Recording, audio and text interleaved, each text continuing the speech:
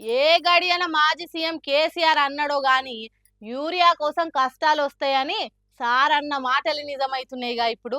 ఏ పంచాంగం చూసి అన్నాడో గాని రైతులు ఇప్పుడు నిజంగానే యూరియా కోసం నానా తిప్పల పడుతుర్రు.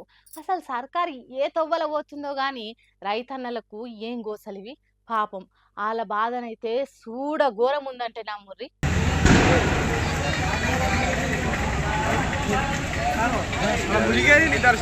ఎట్లెట్లా బతికినోళ్ళం ఎంకన్నా గిట్లెట్లా అయిపోతిమిరో ఎంకన్నా అని పాడుకునే తట్టే అయింది రైతుల కథ.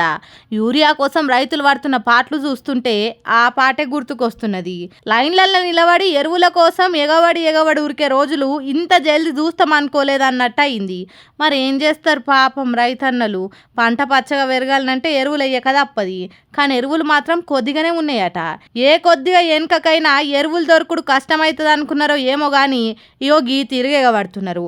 అందుకే పోలీసులు వచ్చి కాపలుండి ఎరువులు ఇవ్వాల్సిన పరిస్థితి దాపురించింది తెలంగాణలో అని అంటుర్రట లైన్లో నిలబడ్డ రైతన్నలు. మహబూబాబాద్ జిల్లా నరసింహపేట మండల సెంటర్లున్న యూరియా ఇచ్చే పిఏసిఎస్ ఆఫీస్లో జరుగుతున్న యూరియా లొల్లిది. ఇంతసేపు లైన్లు ఉన్న రైతులకు సరిపోని ఎరువులు ఇస్తున్నారా అంటే అది లేదు. ఒక్క రైతుకు 4 బస్తాల కంటే ఎక్కువ ఇచ్చుడు లేదని టోకెన్లలో రాసిస్తున్నారట ఆఫీసర్లు. 1-2 ఎకరాలు నాటు పెట్టుకున్నోళ్ళంటే ఓకే గాని 4-5 ఎకరాలు నాటు పెట్టుకున్నోళ్లకు ఈ కొద్ది యూరియా ఏం సరిపోతుంది అని కోపానికి వస్తున్నారట రైతన్నలు. ఎప్పుడంటే అప్పుడు ఎంత అంటే అంత యూరియా తీసుకునే కాలం నుంచి ఇట్లా తిప్పల పడే కాలానికి వచ్చితిమి కదరా దేవుడా అని మాట్లాడుకుంటున్నారట. ఈ పరిస్థితి చూసిన రైతన్నలంతా ఆ కాడికి కేసీఆర్ చెప్పిండు, మళ్ళా చెప్పులు పాస్బుక్లు లైన్లో పెట్టే కాలం కావాలనా, ఎరువుల కోసం తిప్పల పడే కాలం రావాలనా, ఒకసారి ఆలోచించుకొని ఓటేయుండ్రి అని మంచిగా చెప్పిండు.